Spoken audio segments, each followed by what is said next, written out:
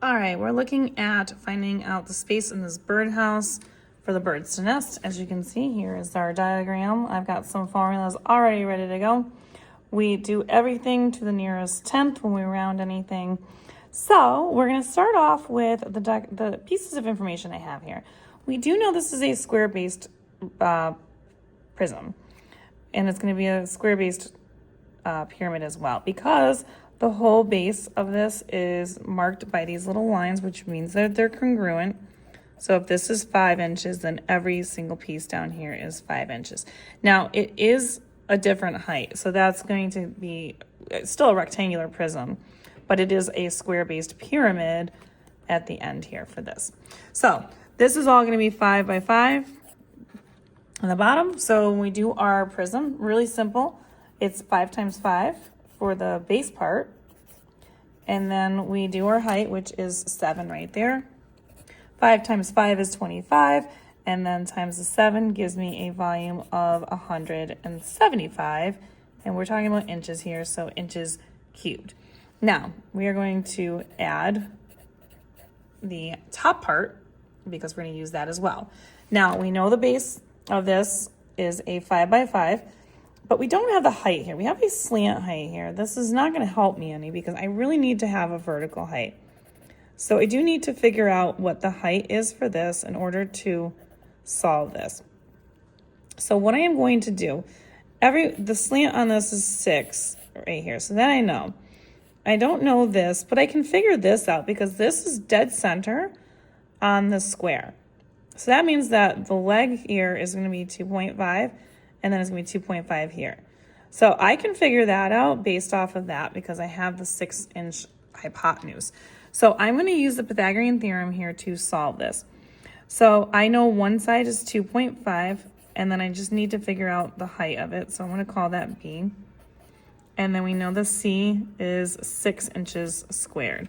So what I'm going to do is do 2.5 squared, which is going to get me 6.25. We don't know B yet. We're going to find that out in a second, and 6 squared is 36. Now I want to get 6.25 out of there, so I want to subtract it on both sides. That's going to cancel that out, leaving me with B squared is equal to 36 minus 6.25, which is 29.75. And then we want to get rid of that square, so I want to do the opposite operation, which is to square root it. But I can't do something like that without doing it on the other side. So I'm going to do the square root.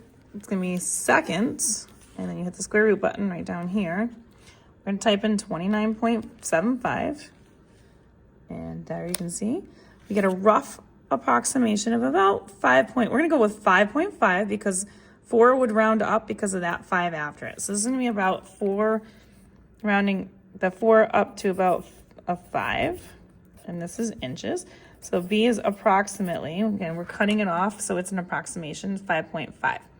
Now that I have that, I can now plug that in order to solve this. So length and width, we know the length and the width are 5 and 5.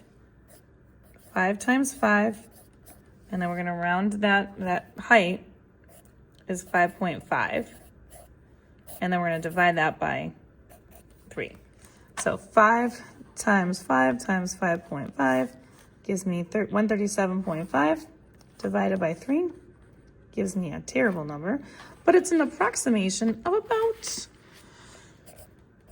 45 point, and we're going to go with 8 because the 3 after it's indicating that it is not going to round up. So that is about 45.8 cubic inches for the pyramid, and then we want to add that to the 175. So 45.8 plus the 175 is going to give me 220.8, and that will be my finalized answer for the measurement for the volume for this. And if you want more questions like this, find them on my YouTube, Instagram, and TikTok at U1 Algebra. All these are located in my playlist of volume. And don't forget to like, share, follow me for more, and save this for later, and I'll see you soon.